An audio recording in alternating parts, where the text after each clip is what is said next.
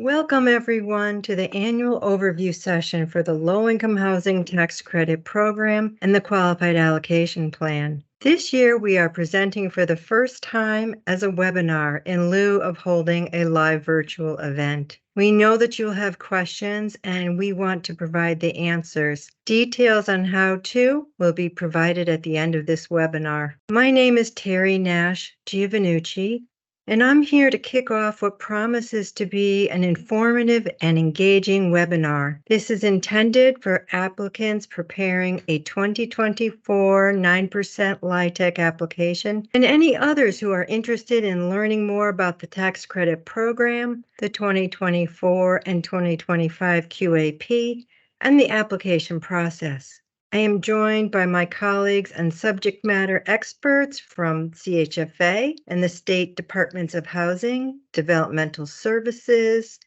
Economic and Community Development, and others whose expertise and guidance may inform your application preparation. My role is to set the table with a brief discussion on policy and how it impacts and establishes the 2024 and 2025 QAP. CHFA is the state's housing credit agency, and per the Internal Revenue Code, has adopted the QAP to set forth the selection criteria that is used to determine housing priorities appropriate to local conditions throughout the state. CHFA's Board of Directors and its task force periodically convene meetings and consider the allocation of tax credits, the QAP's role in supporting the state's affordable housing policy, and revisions that might be taken. Current policy goals, past production, and comments from the public inform any revision. In developing the 24 and 25 QAP, we continuously welcome stakeholder input through informal and formal sessions, including small,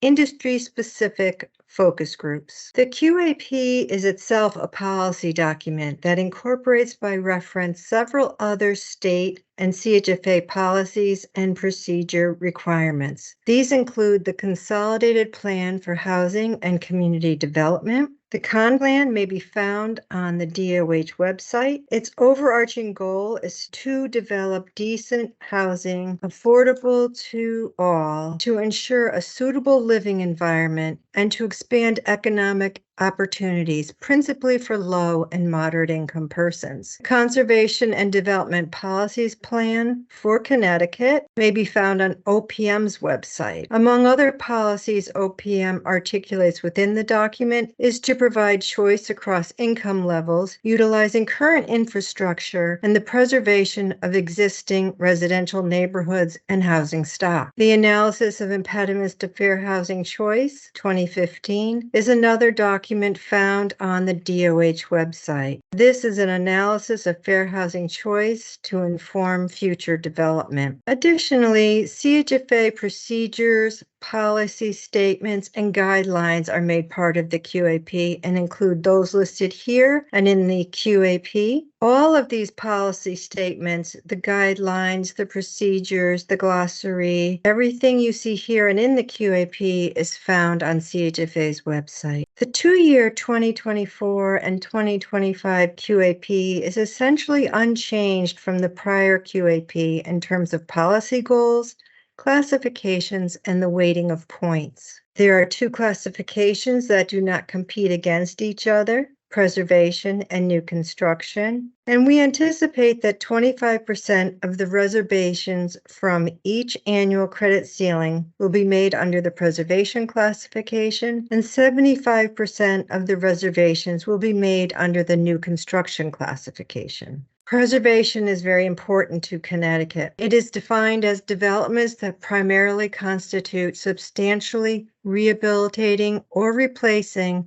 existing and occupied affordable multifamily rental housing, with or without net new unit production, and that maintains or improves current affordability so that no existing residents are displaced. Applications submitted under the preservation classification will not be scored, but instead will be evaluated based on specific priorities. There are no points awards. Applicants compete against each other within the category only. Applications submitted under the new construction classification will be evaluated against each other and will be rated and ranked using the point system outlined in the QAP. Continued broad policy goals include ensuring rental affordability, financial sustainability, municipal commitment and impact, deconcentrating poverty, and creating housing and higher opportunity areas, as well as the qualifications and experience of the development team. You will see by weight the greatest priority for the state and for CHPO is rental affordability. Deep income targeting and mixed income housing, inclusive of supportive housing for special needs populations, remains a key policy goal for us as we support the state's work to end homelessness. You will learn about the point structure, the application process, and a lot more in Deb Alter's presentation coming up.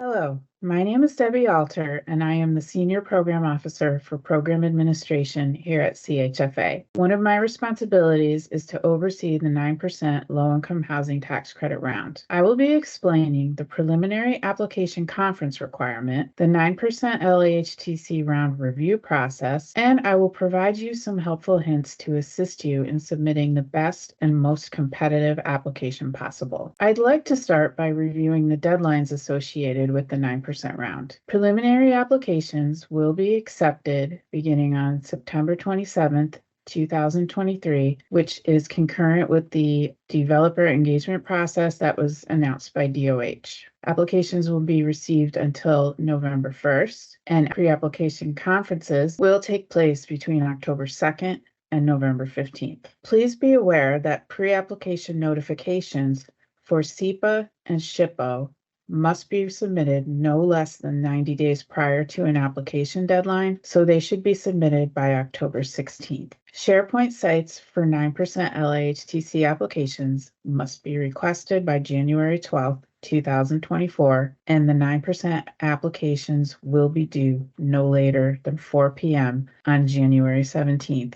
2024. CHFA is not able to accept late applications, so prepare accordingly. CHFA's procedures require all applicants for low-income housing tax credits to attend a pre-application conference with CHFA staff. This process starts with the submission of the preliminary application, following the same process for the developer engagement process that DOH has announced. 9% applicants will complete the same preliminary application and be subject to the same deadlines, which are applications will be accepted September 27th through November 1st. Once a preliminary application is received, CHFA staff will be in touch to schedule a virtual pre-application conference. Participants will include CHFA underwriting and technical services staff, as well as DOH project management and technical services staff. Applicants are welcome to include any members of the development team that may have questions or would be helpful in the discussion of the project. This will be a high-level discussion of the proposal, and staff will be available to answer questions about threshold requirements, underwriting and construction standards, and the review process. Please note that staff cannot give you a definitive determination if something will receive points or not at the pre-application conference. This can only be determined once a full application is received and reviewed. It's worth repeating that the application due date is January 17th, 2024 by 4 p.m. Sharepoint sites will automatically close to further uploads at that time. Sharepoint sites must be requested by January 12th, and this process will be discussed later in this session. Applicants must send checks for application fees to CHFA's office in Rocky Hill. Fees are different for nonprofit and for-profit applicants, and please note that certified funds are not required for application fees. CHFA staff will begin to review the 9% applications following the due date. All threshold requirements must be met for applications to be considered. This includes evidence of compliance with the basic threshold items outlined in the QAP, as well as all all of the items on the exhibit checklist in the consolidated application that are marked with a T. Applications that fail to meet threshold requirements may be immediately eliminated from consideration. There will not be a deficiency period or any further opportunity to provide application materials. Please ensure that the application submission is complete. CHFA may seek clarification on underwriting items included in the submission, but new information will not be accepted and material changes to the application are not allowed. CHFA staff will notify the applicant in writing of any clarification questions, and if necessary, a conference call can be scheduled to discuss these questions. Applicants will have 5 days to respond. Clarification calls are anticipated to take place in February and March. Applications are put into groups with varying internal deadlines for reviews, and clarifications will be sent out on a rolling basis. Please be sure that all of your points exhibits are uploaded to Sharepoint and clearly marked with the exhibit number as shown on the exhibit checklist. Once the points review is complete in early April, CHFA staff will provide the final score to the applicant via email. If necessary, a call may be scheduled to review the scoring determination. This will provide a chance for an applicant to point out items that may have been missed by staff or verbally clarify items that may have been misunderstood. But again, no new information will be accepted. Final score determination is at CHFA's discretion. Award recommendations are targeted to be presented to the CHFA Board of Directors at its April meeting, currently scheduled to take place on April 25th. These dates are subject to change, however. There are 2 classifications of applications that are outlined by the QAP. The first is the preservation classification. This is for the substantial rehabilitation of existing and occupied multifamily rental housing. If the property is being demolished, the proposal must include at least the same number of units to be considered in the preservation classification. If it's less, it would be considered in the new construction classification. However, it can include the addition of more units. The preservation classification applications are not subject to scoring, but they are evaluated based on a list of priorities that are outlined in the QAP. The second classification is the new construction classification. This includes any application that is deemed not to be eligible for the preservation classification. These are scored in accordance with the criteria that is outlined in the QAP. CHFA intends to award 25% of the 9% credit pool to the preservation classification and 75% to the new construction classification. The QAP lists 22 basic threshold requirements, and all applications, regardless of classification, must meet all of these requirements. One very important threshold requirement is that all applications must demonstrate a credible financing plan. Applications must adhere to the caps on the number of 9% credits allowed by the QAP. Please be mindful that these limits may not be exceeded and waivers are not permitted. The limits remain at 30,000 credits per qualified unit and a total award not to exceed 20% of the population component of the annual credit ceiling. The IRS has not yet released the population component multiplier for 2024, but it is expected this fall. Population numbers are not released until the spring, so for now, a good benchmark for the 20% of population component limit is the 2023 number of 1,983,000. Firm commitments for funding are required for all proposed sources of funds except CHFA taxable bond financing and financing sought from DOH. Applications for CHFA and DOH funding are reviewed concurrently with the 9% applications.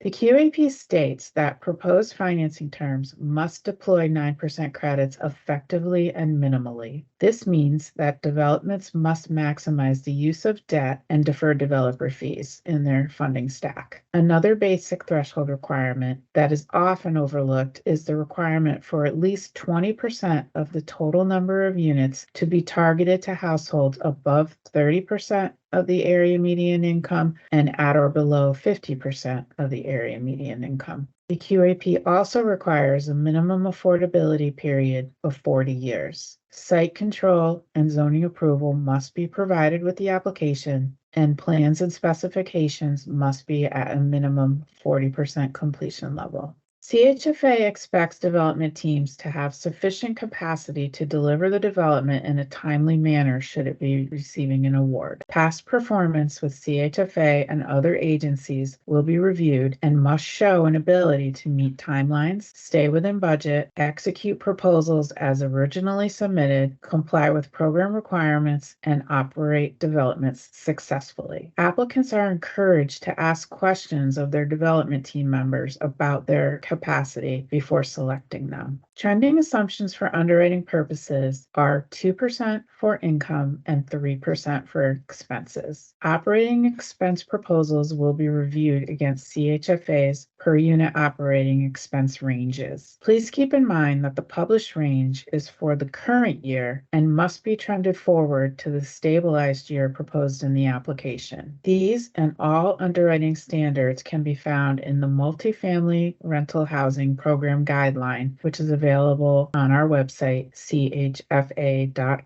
Applications may propose the use of income averaging minimum set-aside. Requirements for the use of this set-aside can be found in the LIHTC guideline, which is also available on CHFA's website. Please refer to the guideline if you are planning on proposing income averaging, as the list of what needs to be included with the application is outlined in the guideline. CHFA's guidelines are based on general understanding throughout the industry and can be superseded by IRS guidance at any time. Applicants need to ensure that their property managers understand the potential compliance challenges with using this set-aside. There is also a published guideline for 4%, 9% hybrid financing structures, also available on CHFA's website. Proposals must be of a scale to produce demonstrable savings of scarce resources and an increased production of affordable housing units. Applicants must discuss the intention to submit a hybrid proposal at the pre-application conference. 9% credit requests cannot exceed the caps outlined in the QAP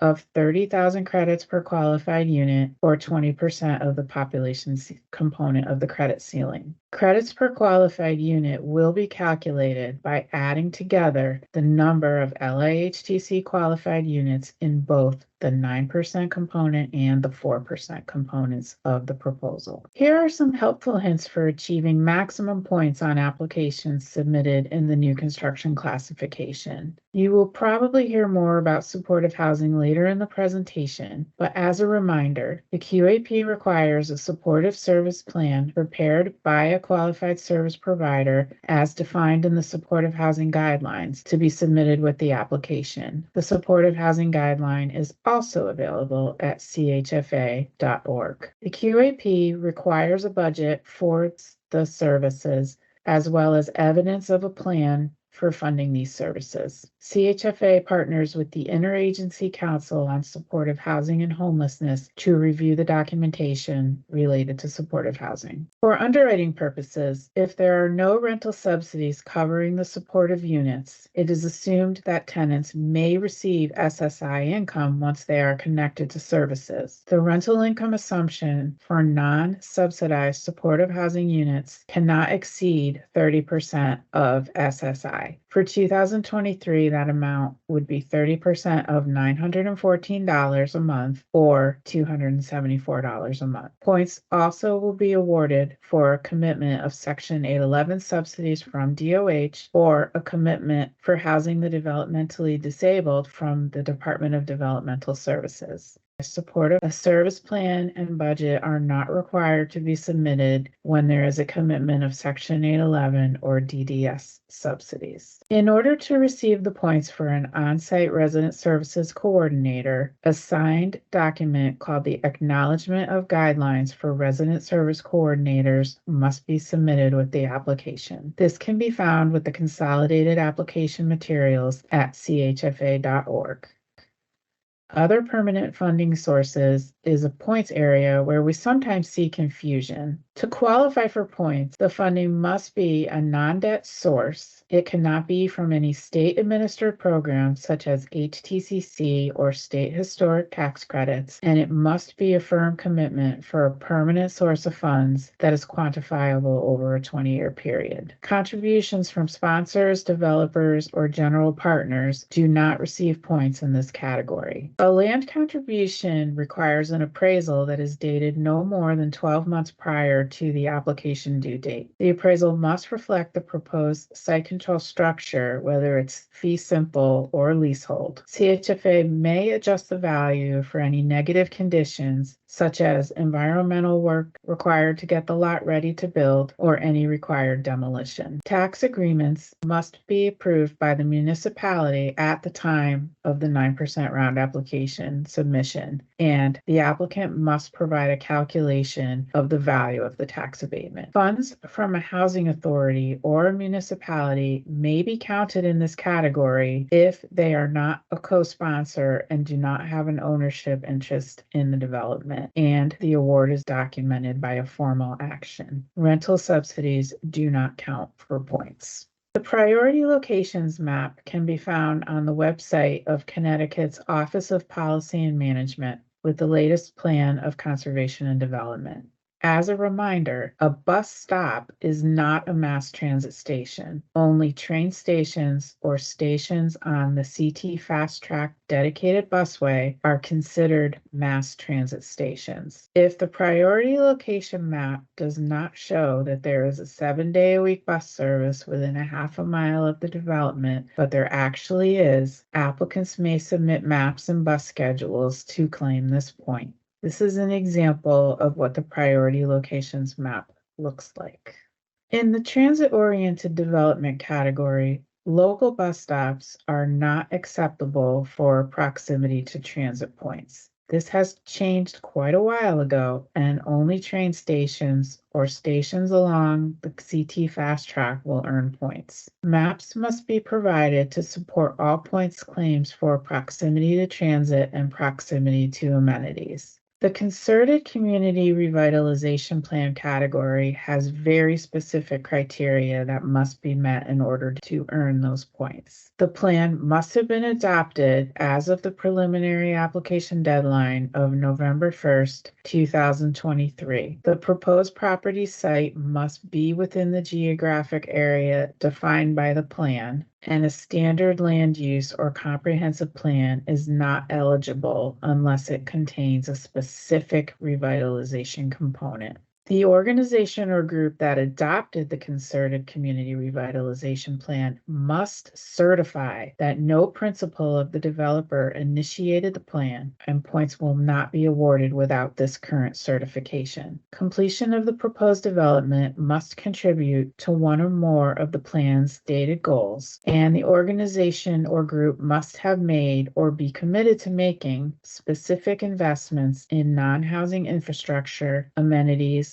or services beyond the proposed development. An affordable housing plan adopted by the municipality in accordance with Section 830J of the Connecticut General Statutes will also receive points in this category. A new Connecticut Opportunity Map was developed in 2021 and is used by both CHFA and DOH. This is a statewide opportunity map that was developed with support from the Connecticut Fair Housing Center and the Open Community Alliance. This is an example of what it looks like. The map can be found on CHFA's website or DOH's website. You just put the property address in and the map will show which level of opportunity area it is in, from very high down to very low. Experience of the sponsor applicant or GP points will be based on the experience of an entity or a principal involved in the ownership structure of the development. Please note that this does not include the property manager. Points are awarded based on the number of LIHTC funded projects that have been in service for at least 5 years. The application submission must include a list of properties and their placed in service dates.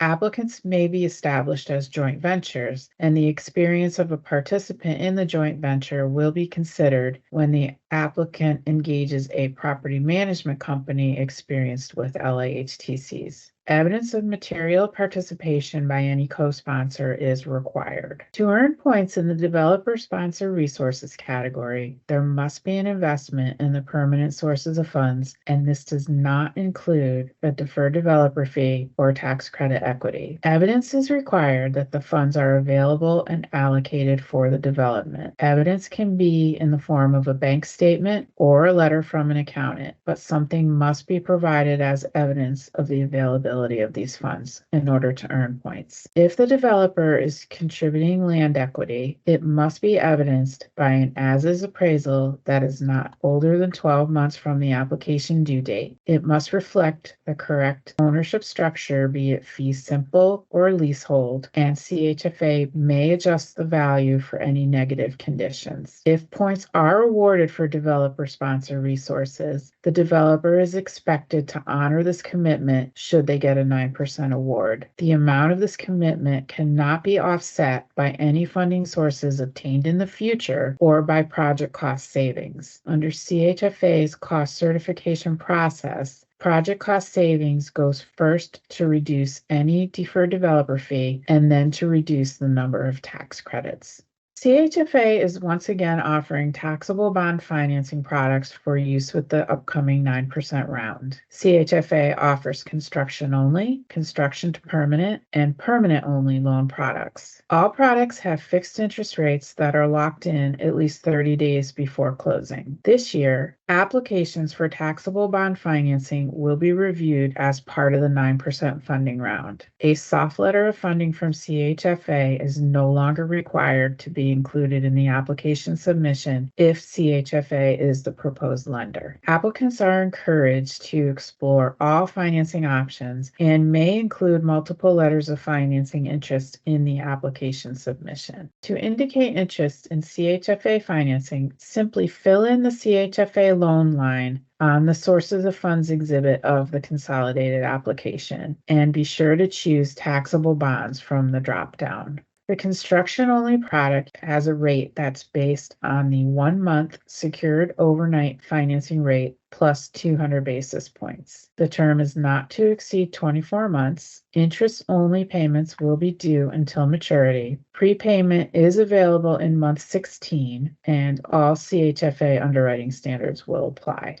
The construction to permanent product utilizes the two-note structure. The construction loan rate is based on the 1-month secured overnight financing rate plus 200 basis points, and the permanent loan rate is based on the 10-year treasury rate plus 250 basis points. The construction term is not to exceed 24 months, and the permanent loan term is 37 years, which includes 2 years of the construction period. There are interest-only payments due during construction on both loans. Prepayment of the construction loan is available at month 16. The permanent loan payment is amortized over 35 years, and monthly amortized payments will commence on month 25 following the construction period. Prepayment of the permanent loan is allowed in accordance with CHFA's Preservation of Housing Affordability Policy Statement, which is found on the website. All CHFA multifamily underwriting standards will apply. For the permanent-only loan, CHFA will issue a commitment and rate lock at the time of closing with the construction lender. The interest rate is based on the 10-year treasury plus 300 basis points. The loan term is 35 years, but can be amortized over 40 years. There is a one-time full disbursement of the loan proceeds at the permanent loan closing, and the permanent loan closing must occur 24 months from the construction closing. This may be extended 6 additional months subject to an extension fee. Commercial income may not be used to size the permanent loan. A forward good faith deposit fee of 1% of the loan amount is due at the construction closing and is refundable at the permanent loan closing. All other CHFA fees and standard underwriting guidelines will apply.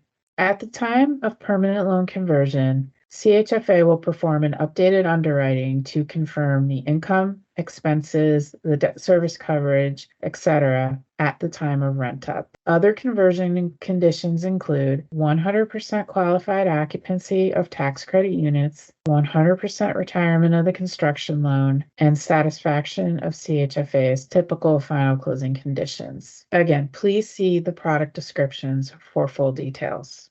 The use of CHFA permanent loan funding allows the ability to apply for up to $1 million in subordinate financing from CHFA's Opportunity Fund. Opportunity Fund loan interest rates are based on CHFA analysis and underwriting. The term is to be coterminous with the CHFA permanent loan. Interest-only payments are due during construction, and interest will accrue during the permanent term. Payment from 25% of adjusted cash flow is due during the permanent term, and this will not start until full retirement of the deferred developer fee. The debt will be accelerated if CHFA permanent debt is not closed and utilized. All reference materials that I mentioned are available at CHFA's website, chfa.org.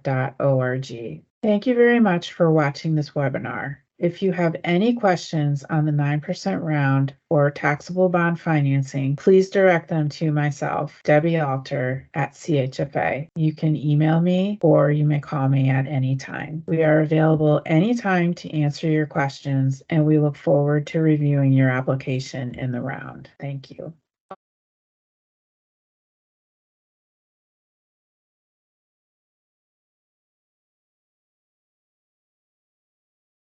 Hi, everyone. Glad you all could join us today. I'm Jennifer Landa with CHFA, and with me is Leslie Malaga, the technical services team here at CHFA, and we're going to be reviewing the technical services guidance for the LIHTC program with you. The first point we wanted to make, and I think most of you already are aware, that the classifications are divided in two. We have the new construction classification as well as the preservation classification. So for new construction, this is defined as the production of new dwelling units, of unoccupied buildings, or new construction entirely. So if you have an adaptive reuse of a mill building or a school that was not formerly housing, this would be considered new construction because you are adding new dwelling units to the housing stock.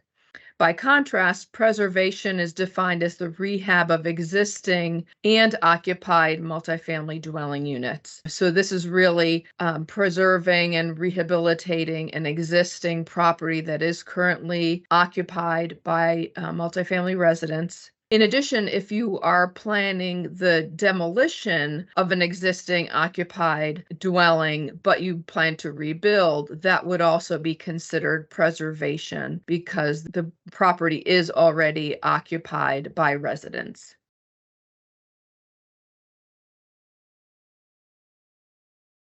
Under the new construction in QAP, which allows you a possibility of 19 points per section, under Section 2, the financial efficiency and sustainability, there is a possibility for 16 points, and Section 3 with local impacts with 3 points. For financial efficiency, 2A, cost effectiveness, you have the possibility of up to 2 points, and 2E, 90% plus, joints and specs, 1 point, and 2F with sustainability for up to 13 points, which will be broken down later on. For local impact, 3E with historic place adaptability reuse in brownfield with 3 points. For sustainability design measures under energy conservation, a total of 4 points, with tier 1 with 2 points, tier 2 with 3 points, and tier 3 with 4 points. Under green building with up to 3 points, and tier 1 for 2 points, and tier 2 with 3 points. Under renewables, electrification, and resiliency, up to 3 points, with tier 1 with 1 point, tier 2 with 2 points, and 1 additional point for all electrical buildings and backup power to provide resiliency to critical systems, energy lighting, and access to potable water. For operations and resiliency, up to 2 points with Tier 1 for 1 point, Tier 2 for 2 points, and finally, the sustainability development with digital literacy and connectivity for 1 point.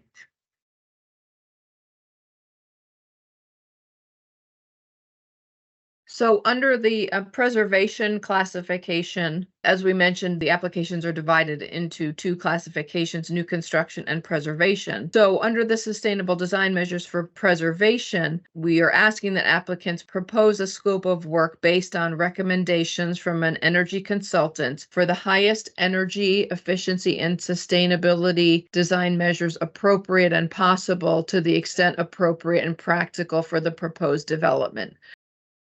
So looking at the preservation, it includes benchmarking, energy conservation, a green building, a solar system, PV system, backup power commissioning, and high-speed broadband access to units.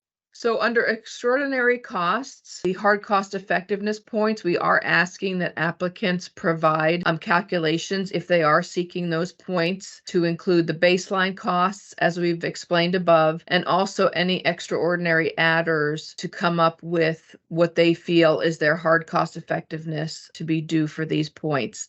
There are extraordinary costs commonly considered, such as environmental cleanup or building remediation, demolition, siding upgrades, elevator, if your project is subject to Davis-Bacon or state prevailing wages. If there are extraordinary costs related to state historic or National Park Service, please also include those as well. This just shows you, again, an example of extraordinary cost breakdowns that we typically see in projects. Just a few helpful hints when you complete your application. Please always refer to the CONAP for the threshold requirements, including the required application information and also time-sensitive documents like the CNA, the SHPO, and the Phase 1. The scope of work described in your narrative should also match your plans and specs and your construction costs. Please make sure that that does include all of that information. So you should also include complete project data in the plans and specs, including the number of buildings, building gross area, number of units, common area,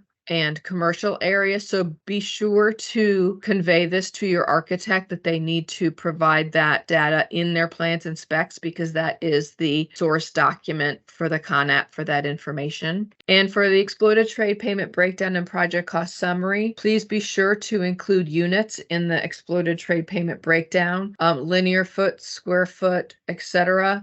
In those unit costs. We don't like to see lump sums just across the board. So please be sure to ask your contractor to provide as much detail as possible. Again, remember that there is a max on the general requirements, overhead, and profit per the CHFA procedures. Construction contingency for new construction, we like to see between 5 and 8%. And for rehab projects, especially with SHPO or heavy environmental work, we like to see at least 10%.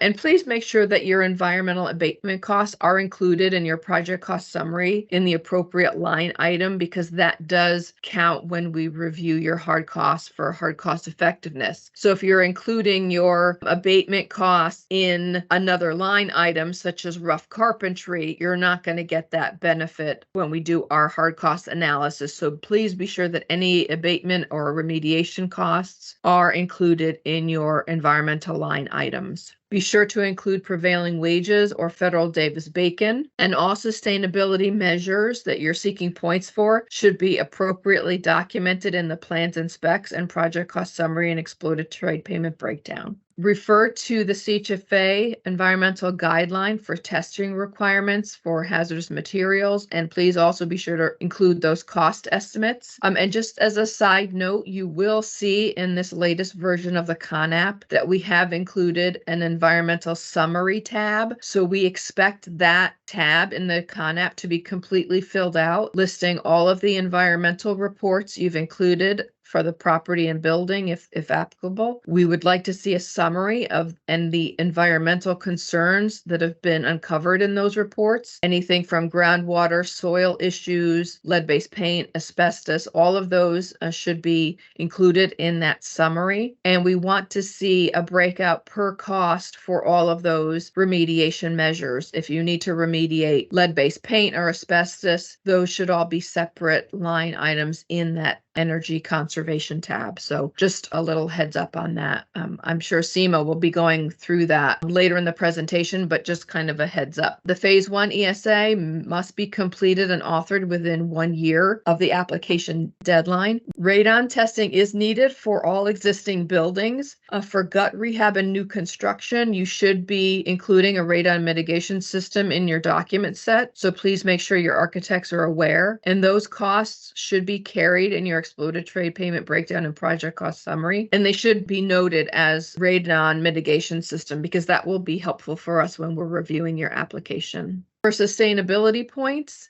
there are pre-construction and post-construction requirements for QA and QC, so please be aware. And soft costs for the construction phase, inspections, testing, verification, and all of that need to be included in the development budget.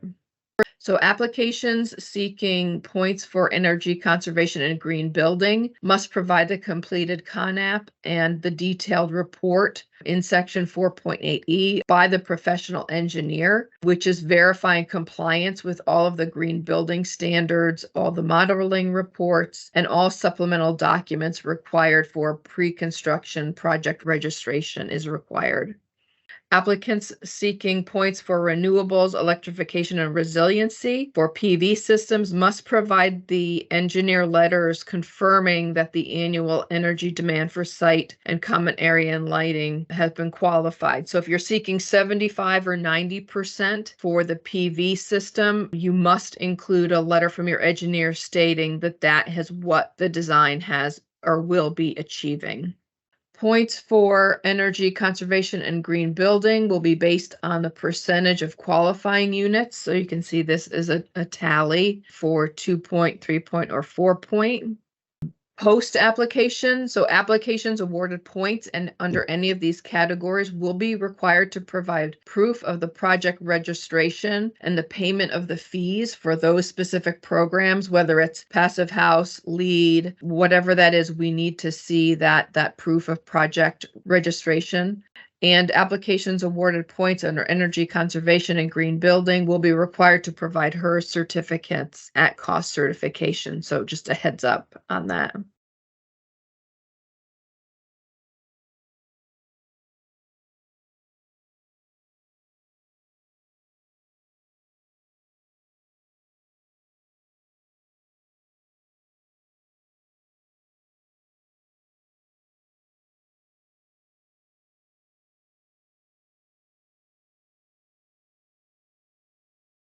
Welcome everyone. I am Seema Malani, a Senior Program Officer with CHFA. Today I'll go over federal and state incentives for energy efficiency and climate resiliency. As many of you are aware, President Biden enacted the Inflation Reduction Act into law last August. This legislation entails a significant commitment to affordable housing by means of tax incentives, grants, and rebate programs, all aimed at fostering a low-carbon transition in underserved communities. Importantly, these initiatives are well aligned with our QAP, offering us a unique opportunity to influence the market in this direction as part of our mission. Today, I'll provide a repository of both federal and state incentives, many of which can be stacked for greater benefits. I encourage you all to explore them and reach out to agencies administering the programs. We strongly encourage project teams to devise a scope of work that optimizes the utilization of all available incentives. Let's provide economic and health benefits to residents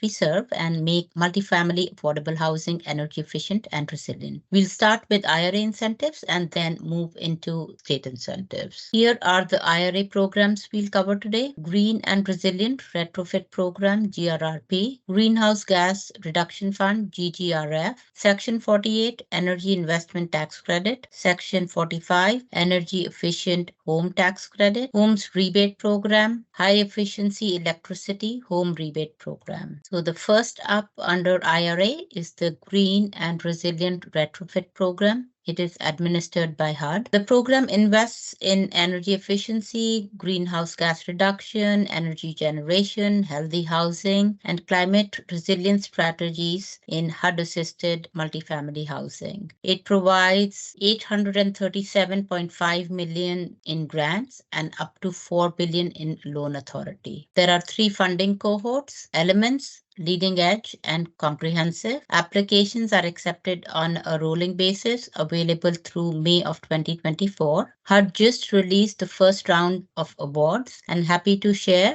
one of the recipients was a property in Jaffa Pipeline. Next up is Greenhouse Gas Reduction Fund. It is administered by EPA. $27 billion investment is made under this program to mobilize financing and private capital to address the climate crisis. Application deadline for 3 sub-programs under this is all for mid-October, and awards are anticipated to be announced in September 2024. The Solar for All is a $7 billion program. It is a competition that will grant funds to states, municipalities, and nonprofits to expand existing low-income solar programs or to design and deploy new Solar for All programs nationwide. Grantees will provide subsidies and other financial assistance to residential, rooftop, and community solar programs in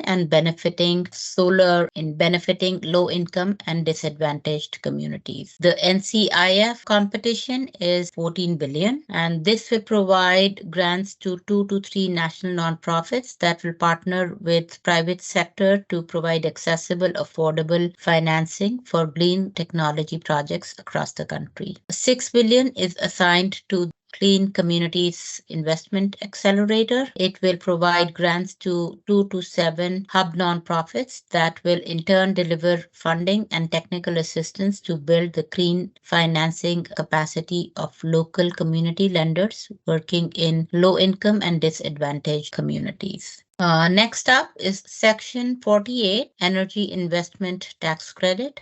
It is administered by IRS. The investment tax credit allows taxpayers to deduct a percentage of the cost of renewable energy systems from their federal taxes. IRA expanded the program and extended it through 2032. Notably, it no longer decreases the LIHTC eligible basis. This is a game changer for LIHTC transactions, and we are anticipating to see this being utilized far more than it has been in the past. So the base credit here is 30% as of right for projects that are less than 1 megawatts. They don't have to meet the prevailing wage or apprenticeship requirements to get this 30%. In addition, there are bonus stackable credits. You have to apply to receive these credits. Domestic content has 10%. Energy community has 10%. Low-income communities and Indian land have 10 to 20%. Affordable housing and economic benefit projects have 20%. And as you see in the chart on the side, these are stackable and can provide up to 70%. Important things to note here are these tax credits are immediately earned upon placed in service. IRA allows direct pay and the transferability option. The direct pay option allows non-taxable entities to directly monetize these tax credits, and the transferability option allows the transfer of tax credits to an unrelated party. Also, something to note, ITCs can now be claimed on standalone energy storage systems. Next up is the Section 45L Energy Efficient Home Credit. It is administered by IRS. This provides tax credits for eligible new or substantially reconstructed homes that meet applicable Energy Star Home Program or DOE's Zero Energy Ready Home Program requirements. IRA extends the tax credit through 2032 and increases the tax credit amount. Tax credit amounts vary depending on the level of building energy performance and whether prevailing wage requirements. It is $500 per dwelling unit for Energy Stars and $1,000 per dwelling unit for ZERH, and the tax credit increase 5-fold for each of these 2 categories when they meet prevailing wage requirements. Next up is the Home Rebate Program. It is administered by DOE and CT-DEEP at the state level. This program has $4.3 billion in grants available through September 30th, 2031. It provides rebates for cost of energy efficiency retrofits that are modeled to achieve or have achieved verifiable minimum energy use reductions.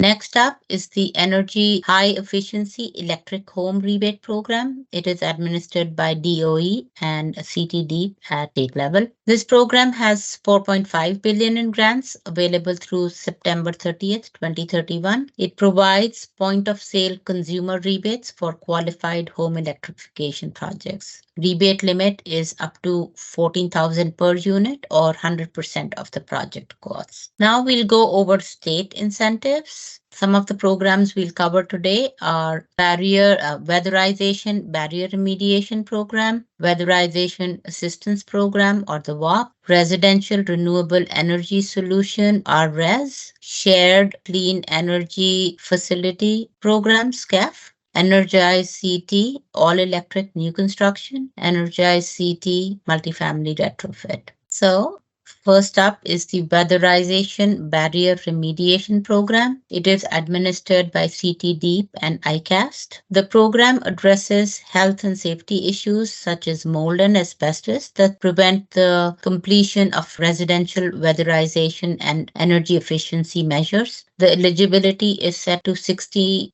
of SMI, and this is for preservation projects only. Next up is the Weatherization Assistance Program, the WAP. It is administered by CT-DEEP and ICAST. This program assists low-income people in minimizing energy-related costs and fuel usage in their homes through retrofit and home improvement measures. The eligibility is set to 60% of SMI. For multifamily dwellings, at least 2/3 of the tenants must be income eligible. And this is again for preservation projects only. Energize CT, all electric new construction. It is administered by the utilities, Eversource and UI. Residential customer building, new all-electric home or gut rehab that will receive electric service from Eversource or UI may qualify for this program. Incentives range anywhere from $1,500 to $10,000 per unit, and there is a high performance bonus which varies from $250 to $1,500 per unit. Energize CT multifamily retrofit. This is again administered by the utilities, Eversource and UI. This program assesses and provides customized energy efficiency solutions to existing multifamily properties. It includes air sealing, faucet aerators, low flow shower heads, lighting, insulation, windows, energy efficiency, heating, ventilation, air conditioning, Energy Star appliances, high efficiency water heating system, energy saving control strategies, solar PV, and other renewable energy systems. Next up is the Residential Renewable Energy Solutions, RRES. It is administered by the utilities, Eversource and UI. RRES replaces the net metering and the Residential Solar Investment Program. It is for wind, solar, or fuel cell projects up to 25 kilowatt ACs. Multifamily affordable housing projects are compensated at 29 cents a kilowatt, and 20% of the project's financial benefits must be shared with tenants as on-bill credits for individually metered buildings or to fund an approved measure in master metered buildings. Shared Clean Energy Facility Program, SCEF. It is administered by the utilities, Eversource and UI. SCEF provides eligible electric customers with an opportunity to receive benefits from clean energy sources. Subscribers get an on-bill credit of 2.5 cents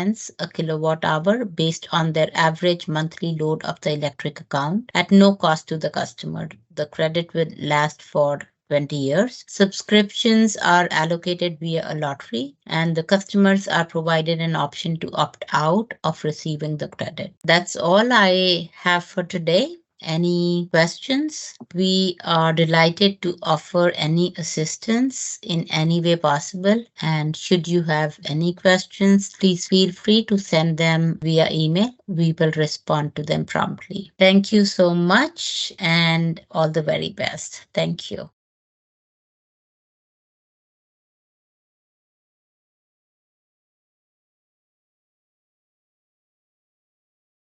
Hello, my name is Miguel Rivera, and with me is Lisa Quach. We are the Housing and Community Development Managers for the Department of Housing with the state of Connecticut. Lisa, why don't you kick us off? Thanks, Miguel. So today we're going to talk about DOH funding parameters. As you know, applications for the 9% low-income housing tax credit, commonly known as LIHTCs, will be shared between DOH and CHFA. We will be reviewing these applications concurrently. There will not be a deficiency period, and if necessary, clarification of information will be requested simultaneously with clarification in regards to the 9%. DOH plans to make commitments of its subordinate financing to support the 2024 9% low-income housing tax credit round. Consolidated applications, commonly known as CONAPs, contains comprehensive requirements for funding that both DOH and CHFA uses together. Subordinate financing is subject to the availability of funds and bond commission allocation and authorization. DOH funding awards should consider $100,000 and could go up to $150,000 for units that are at 50% AMI or lower per qualified unit, up to a maximum of $4 million per project. However, other considerations will be given for larger projects at the department's discretion. Federal resources will be available up to $100,000 per qualified unit, up to a maximum of $1.5 million per project. And if we are using federal funds, don't forget to do your NEPA. You should be mindful that awards are limited to one per developer, sponsor, or owner, and awards will not be made to development entities that have two or more outstanding commitments from DOH that have not closed as of March 29th, 2024. Now I'm going to turn it over to Miguel Rivera, who will talk about some of our requirements for DOH funding. Thank you, Lisa. Applicants must submit a plan compliant with procurement for federal and state resources that includes publicly advertisements for general construction or construction managers, as well as architectural services. Environmental reviews is a two-part process. You can submit your SHPO intake, which is the Connecticut Environmental Protection Act intake form that is available at this hyperlink. We will use this as a way to answer preliminary questions with regards to your project, the site, surrounding environmental conditions, as well as a discussion as to possible overlap with NEPA requirements. We will use this as a way to answer preliminary questions with regards to your project, the site, surrounding environmental conditions, as well as a discussion as to possible overlap with NEPA requirements. We will use this as a way to answer preliminary. Please be aware that hazardous material mitigation standards in projects that would be considered conversions or adaptive reuse has a stricter lead paint compliance standard due to the recent changes in state regulations, as well as clearance requirements for common and finished units, as well as keep in mind uniform relocation for existing tenants or owners could be applicable. Please be aware that an example that we bring up with regards to SHPO and NEPA is in regards to projects and the entirety, not just the site developed area, but the entirety of the site would be if any portion of the site is located in a floodplain designated other than B, C, or X. Applicants will need to contact our peers at the Department of Energy and Environmental Protection for a pre-application discussion. That is a mandatory requirement. It has a long lead time if you have to proceed with flood management certification, which could take 4 to 6 months. So please initiate that consultation before so that you could have that in hand for your application submission. Please note that levy protection, if applicable, must be active and maintained and documented. So thank you ahead of time. That is a mandatory requirement. It has a long list. Other considerations. We are looking to maximize debt and deferred developer fees. These amounts may be adjusted during underwriting to reduce the use of scarce state and federal resources. Other considerations. We are looking to maximize debt and deferred developer fees. These amounts may be adjusted during underwriting to reduce the use of scarce state and federal resources. Other considerations. We are looking to maximize nonprofit sponsors, projects that include units to primarily serve persons with disabilities, veterans, or homeless families or individuals. Should contact DOH to discuss subordinate financing limits for their project. Please note that senior or elderly population is not listed here as an exception. Nonprofit sponsors, projects that include units to primarily serve persons with disabilities, veterans, or homeless. You may contact us.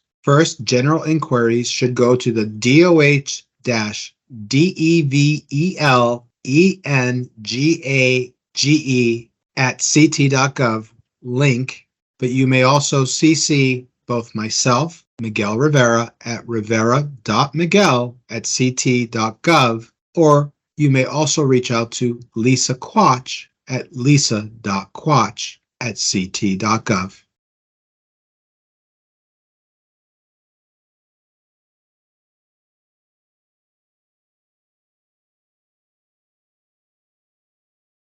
My name is Todd Levine. I'm an architectural historian for the State Historic Preservation Office. And I'm Marina Wisniewski, preservationist for the State Historic Preservation Office. And we are here to discuss regulatory compliance as it applies to SHPO when you apply for CHPA programs. So normally we would give an overview of our process and wait to see if there are any questions, but since you're watching as a recording, we thought we'd take this opportunity to answer those questions we usually get up front, such as, who are you and why do I have to talk to you? But before we get there, I want to highlight what our priorities in the process are. There are two major things. One, preserve historic fabric.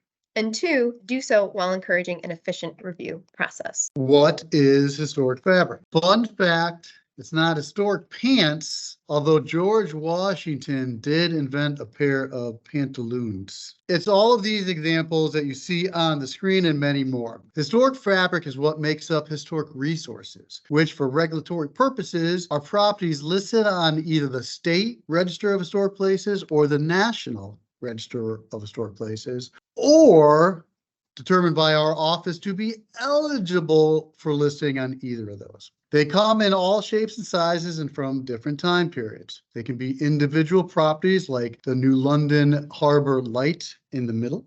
That's the lighthouse in the middle. Or it could be an historic district like the Litchfield Center, which is on the lower left. They could also be archaeological resources, which means underground. Or objects like the red-orange stegi in Hartford. It's time to answer another common question. Why do I have to talk to you? Short answer, it's the law, or rather, several laws. The National Historic Preservation Act of 1966 established a multifaceted approach to recognizing and protecting our shared history. As part of this, a process of review was established under Section 106 of the Act, which requires that any project necessitating federal action, be it funding, permitting, property transfer, or others, to evaluate how that action will impact historic resources. Connecticut has a similar law, the Connecticut Environmental Policy Act, which requires that any project that utilizes state or federal funds or permitting consider its effect to historic resources. The State Historic Preservation Office, that's us, by the way, was also created as part of the National Historic Preservation Act and conducts these reviews based on information submitted. In order to ensure a timely and thorough review, we have created a form to help. All right, so this is our project notification form. This is how you submit a review. It's available on our website, which is ct.gov/historic/preservation. Reviews must be sent hard copy to the address on the form. Right now, we are accepting digital copies emailed to us, but the hard copy must also be submitted.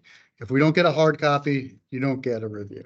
We are working on a digital submission system, which we hope to have ready next year. So this time next year, you'll have a brand new process we'll teach you how to use. That means you'll never have to submit a paper hard copy again.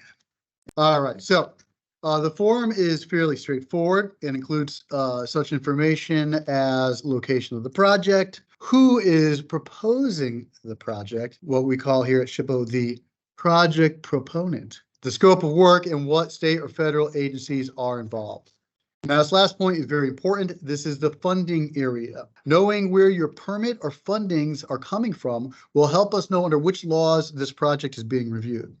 For CHFA, applicants, you already know the agency and you know which program you're applying for. The presentation is geared towards those applying for the 9% low-income housing tax credit competitive round. So it is very important that you put that exactly like that in the funding source. Do not leave it blank. This has a very specific deadline, and in order for us to respond to you in the appropriate time period, we need to know what you're applying for. As part of your funding package, you may also have HUD funding.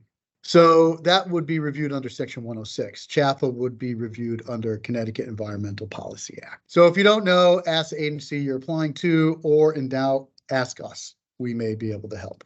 All right, so the other most important thing is a project description. Incomplete forms delay the process because we have to try to figure out what you're doing and why.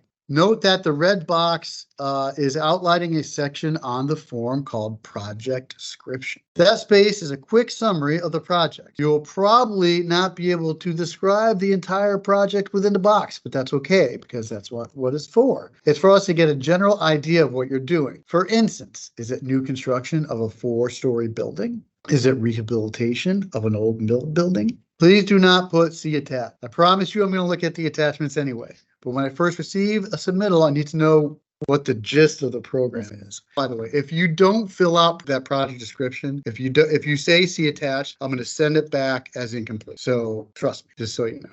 All right. If it's new construction, it will involve ground disturbance, and we need to know that too, so we can send it to our appropriate staff archaeologist. The attachment should be anything you have that will help us understand the project. If you have drawings of the renovation work, include that. If you are building new on an open parcel, include the soil map, which is a requirement so that we know if there's any potential for archaeological deposits. The more you can share with us, the more likely it is we won't have to ask for more information. Speaking of which, it is important that you plan ahead and allow enough time for the project to be reviewed. If you have submitted a complete application, general turnaround time is 30 days. However, if you did not include all the information, we will have to reach out to you, which will take more time. Rule of thumb, the more complete the application is, the less time it takes for us to review. So the next most common question, when do I hear back from you?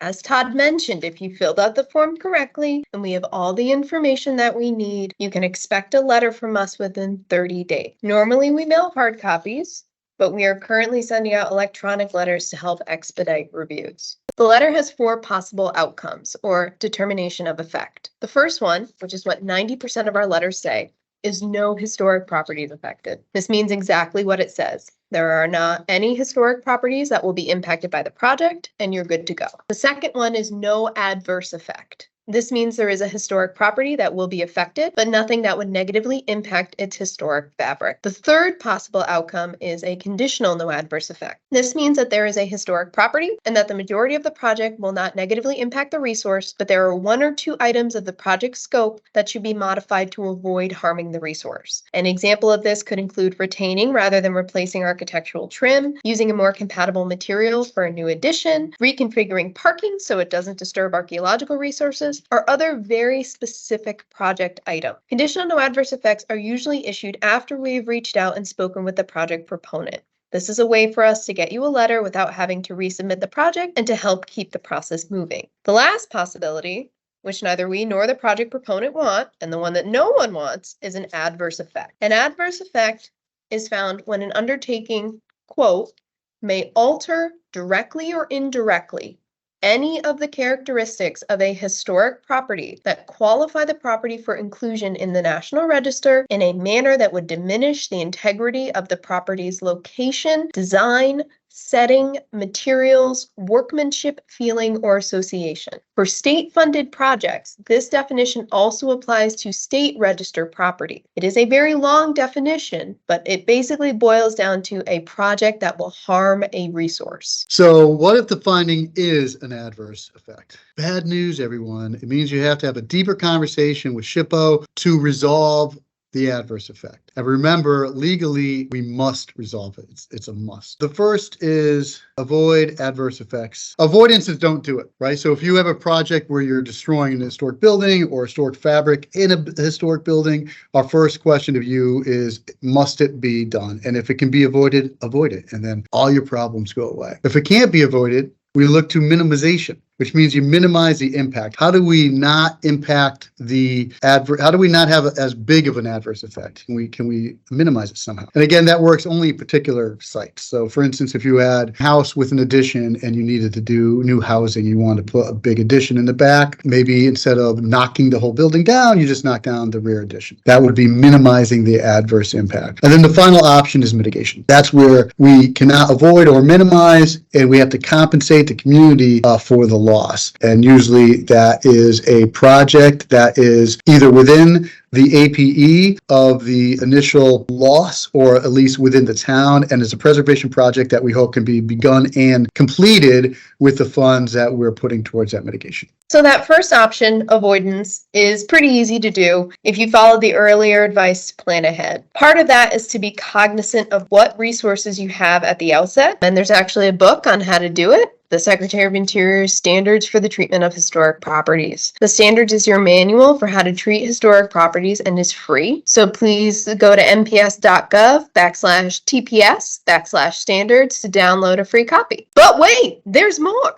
Tell them, Todd. That's right, Marina. In addition to the standards, you also have a free resource with us. If you know you will be applying for state or federal programs, feel free to reach out to us early and often.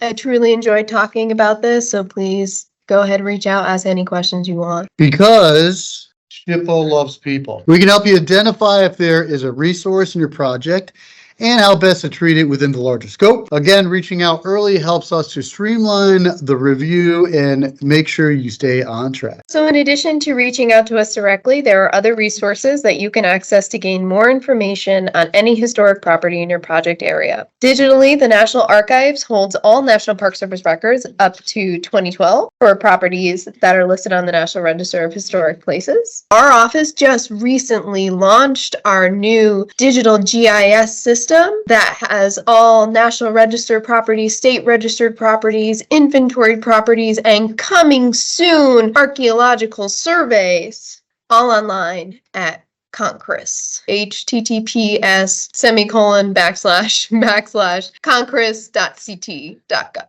Or you just go to our website. Or you could go to our website, or just Google Concris CT SHPO.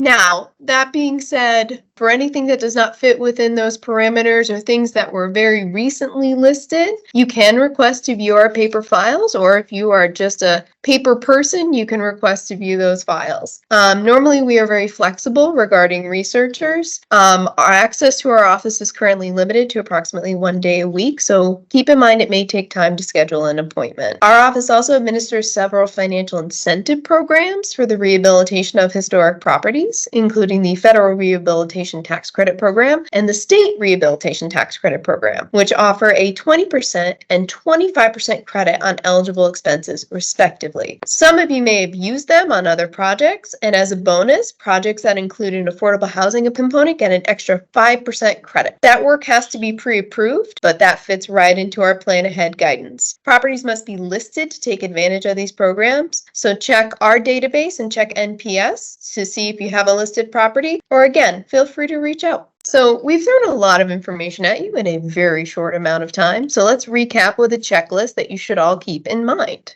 So 1, reach out to us early. This is probably the most important point. 2, check to see if you already have a historic resource in your project scope. Either through the databases or reach out to us directly. 3, consider if the project will utilize historic tax credits or other incentives. And if you are, be sure to read the requirements on our website, which again is ct.gov/historic-preservation. 4, fill out the project notification form. And again, no C attached. Compile ancillary documents. Yep, give us anything you think would be helpful and anything you don't want us to have to ask for later. And that includes good photographs of particular areas that you're going to be doing work. Mail in a hard copy. The address is on the last slide. And lastly, supply additional information if requested. Yeah, if you did everything above, we won't need to ask you for additional information, and you saved yourself a step. All right, folks, thanks for being so attentive. And if you have any questions, you can ask them now. No, you can't. This is a recording. Anyway, here's our contact information. Thank you very much. And again, feel free to reach out with any questions. Thanks, guys.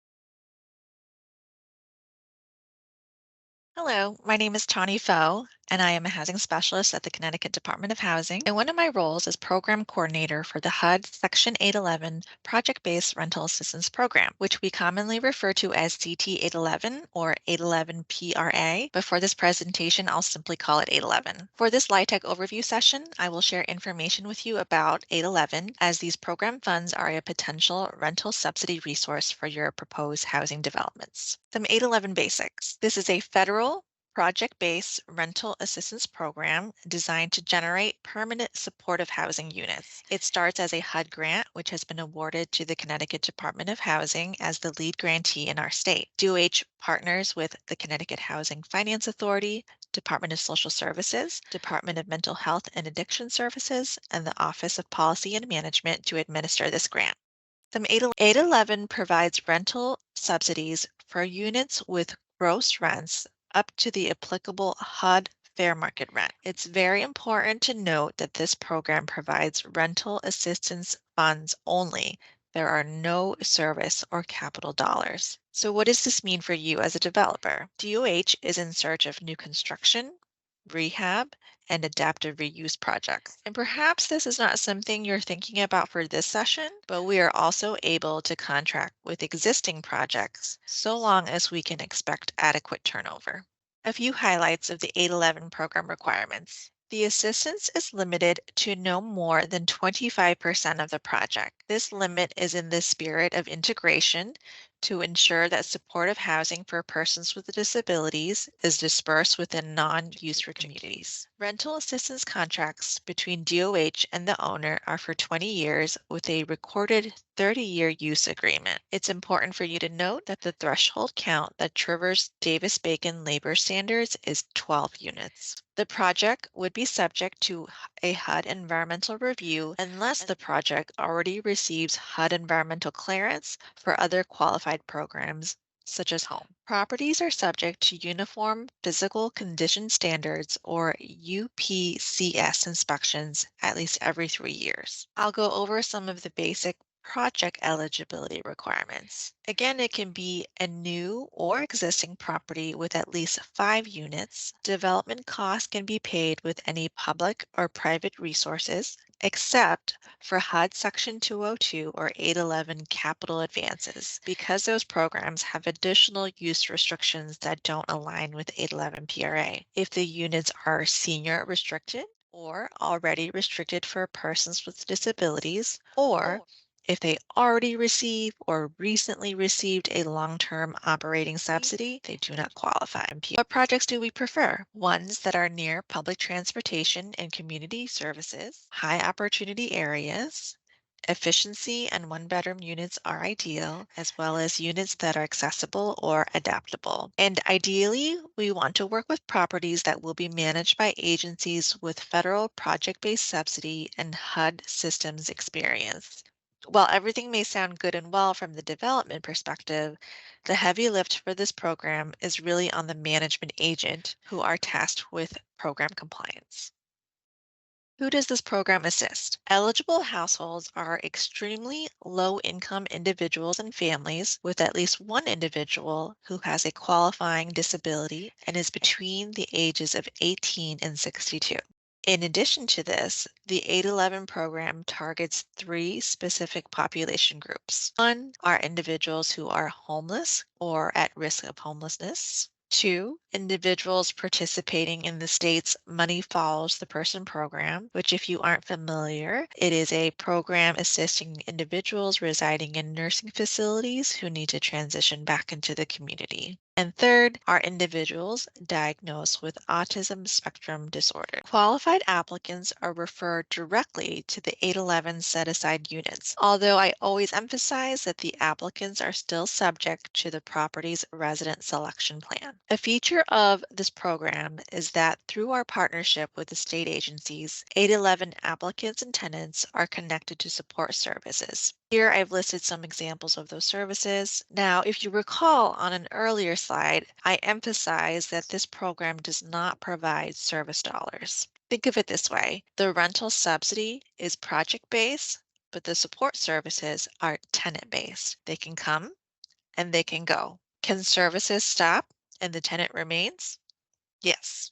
Receipt of services is not required for the tenant to maintain their subsidy. Now, how does the 811 program tie in with the QAP? Within the category of rental affordability, you can receive points for commitments of supportive housing and for units targeted at households at 30% AMI. Participation in 811 completes both of these checkboxes. The program, by definition, is supportive housing for persons with disabilities, and it is restricted to 30% AMI households. In addition to this, if you haven't already, please become familiar with the Supportive Housing Guideline. It is a supplemental guide to the QAP, and it's revised for this upcoming tax credit round. This guideline spells out a few other requirements for the participation in 811. You need to commit a minimum of 10% of the units at the property with a cap of 25%. With participation in 811, you are not required to have service funding or a service plan in your LIHTC application.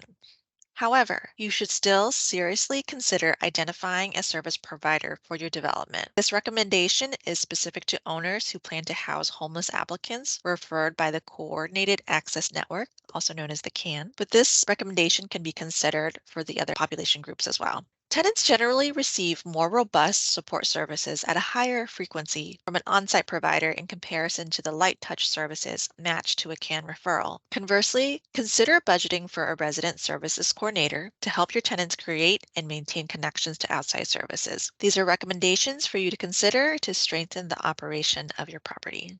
How to apply. While the department accepts project applications on a rolling basis, if your goal is to present a conditional commitment of 811 with your tax credit application, we recommend that you submit the application as early as possible. Application materials are posted on the program page of the Department of Housing website, but I recommend that you reach out to me directly to discuss your ideas and any questions that you may have before proceeding. My contact information is found on the slide. I look forward to hearing from you and about your proposed developments. Thank you.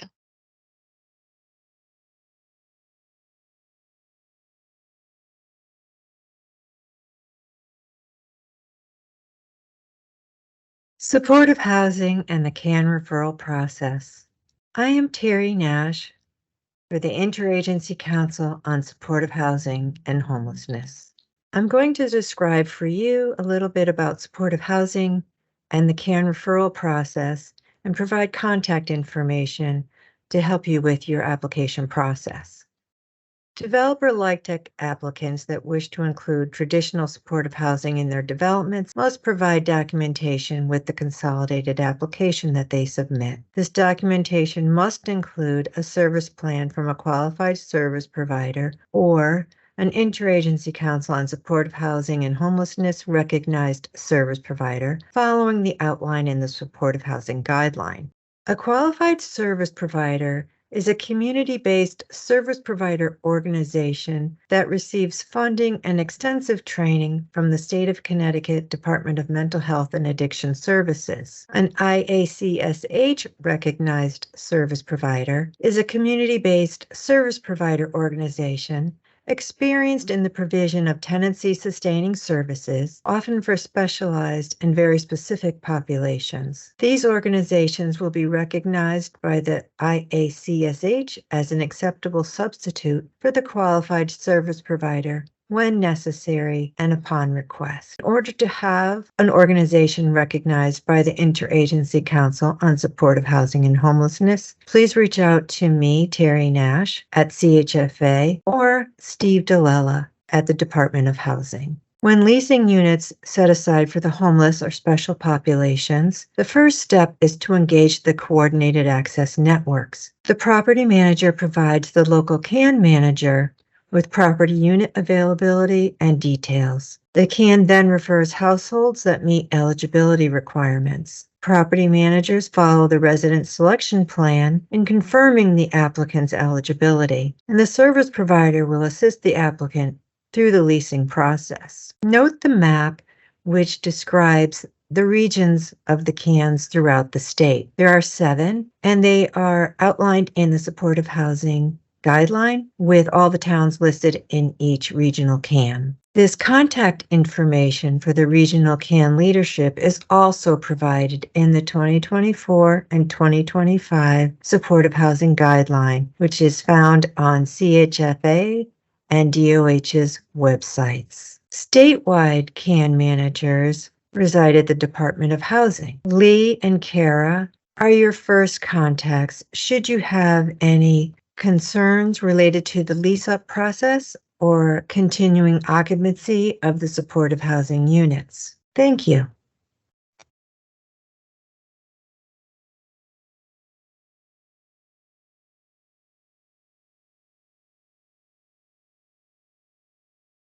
Hello, my name is Elba Caraballo. I serve as the Director of Housing for the Department of Developmental Services. I'd like to share with you some information about our supportive housing initiative and encourage you to follow up with me if you're interested in partnering to support the individuals we serve. The mission of the Department of Developmental Services is to partner with individuals we support and their families to support lifelong planning, to join with others, to create and promote meaningful opportunities for individuals to fully participate as valued members of their communities. Among the residence options available to individuals we support is the individualized home support. This housing option allows for services to be provided either in an individual's home or in their family home. We encourage individuals to live as independently as possible. The services they receive are provided by DDS certified providers and are guided by the individual's level of need and a person-centered plan developed with the individual and their support network. We believe that we have individuals who might be well suited for individualized home support who are currently living in group homes which are more restrictive and allow for less independence and autonomy. We seek to establish the most independence and autonomy possible for the individuals we serve, thus the Supportive Housing Initiative. The goals of the Department of Developmental Services Supporting Housing Initiative are to expand access to integrated, affordable, supportive housing. This would reduce the number of people living in congregate settings and increase the number of people living in integrated, affordable, supportive housing. Secondly, we seek to strengthen the linkages among developers, property managers, and service providers to best meet the housing needs of the individuals we support.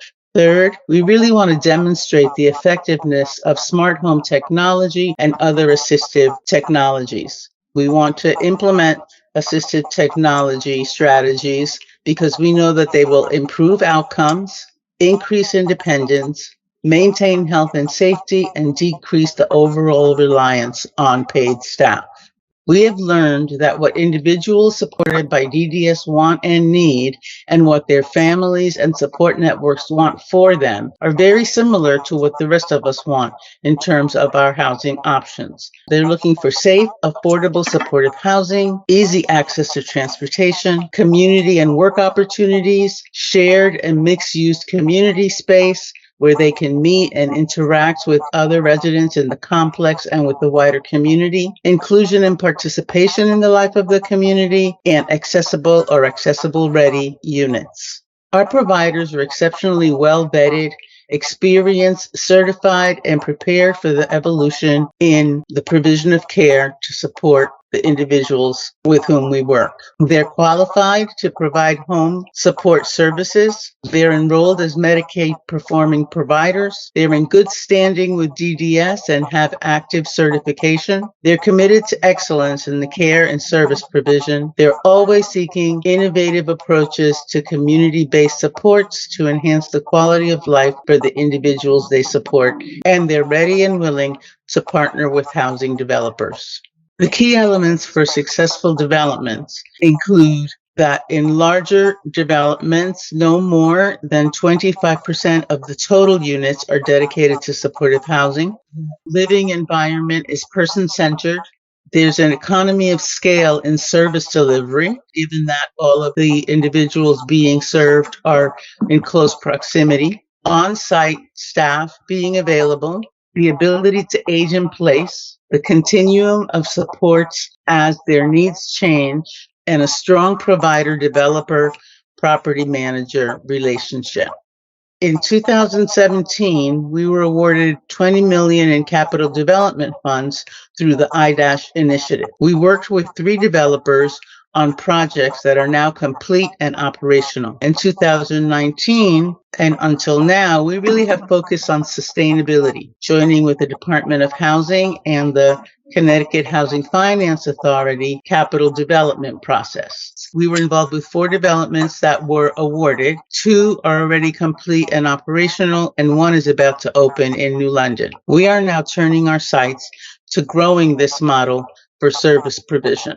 DDS has established supportive housing as a key element in an organization-wide transformational process. Building on our successes and looking to the future, supporting increased independence and integration into the community, we anticipate continued growth through participation in the low-income housing tax credit program, and we are reaching out to existing developments to establish clustered supportive housing options. The rental assistance program vouchers have been secured to support and sustain the move into the community.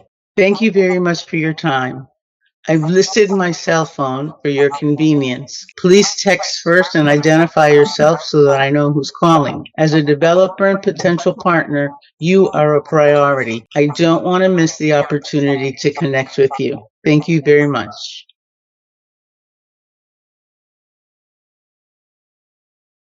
Welcome, everyone. I am Seema Malani, a Senior Program Officer with Connecticut Housing Finance Authority. Today, I'll go over SharePoint and the Consolidated application. So what is SharePoint? SharePoint is a Microsoft application utilized for the submission of applications to CHFA and DOA. Each application request will receive its dedicated website, enabling users to efficiently manage, share, and access information for the upcoming LIHTC round.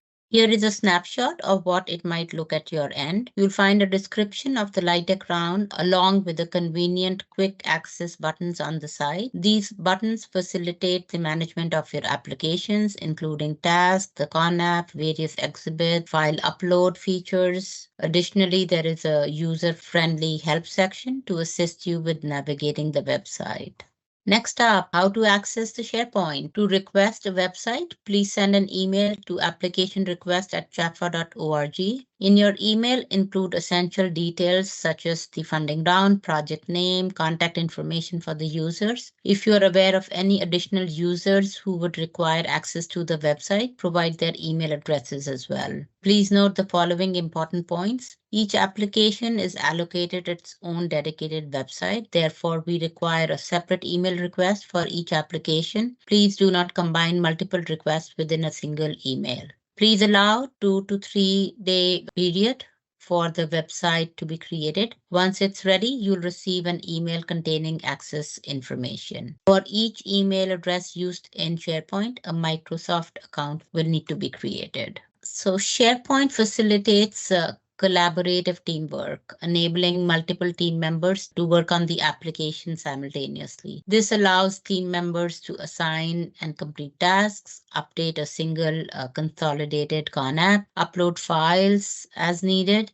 However, it's important to note that the team members may encounter limitations while attempting to share the site with external users. Microsoft has implemented enhanced security measures that restrict group members from sharing the site with external users. To request addition of users who need access, please reach out to applicationrequest@chafa.org. It is recommended to include additional users as part of the initial request. SharePoint task list. SharePoint project task list displays a collection of tasks that are part of the application. Tasks can be assigned to specific team members or be given due dates. Provides a timeline of activity prior to the application submission date. Once all items are checked off, application website will lock and your application will be submitted. Again, please note, this is an important piece and we get a lot of questions around it. Once you check off all the items here, website will lock and your application will be submitted. Once CONAP is built into SharePoint, it can be edited and saved directly to site, allowing team members to work on the same file, the most updated version. Microsoft updated their security protocols and disabled macros in file from the internet. The workaround to enable macros is to download and save the CONAP to your PC and then open it from there. Upload back to SharePoint when complete, and remember, prior to the submission deadline. The workaround to enable macros is to download and save the CONAP to your PC and then open it from there. Upload back to SharePoint when complete, and remember, prior to the submission deadline. CONAP can be downloaded from CHAFA and DOH websites too. Please make sure that you are using the latest version, the version that is available to be downloaded from SharePoint or the CHAFA DOH websites. We see sometimes folks use CONAP that they may have saved on their PC, used for a prior project or in prior years. But again, please make sure you are using the current version. We do not expect major changes to the CONAP this year. However, we have added a tab to the CONAP. It's called Environmental Summary, and we made some edit to Exhibit 13.1, but not any major changes.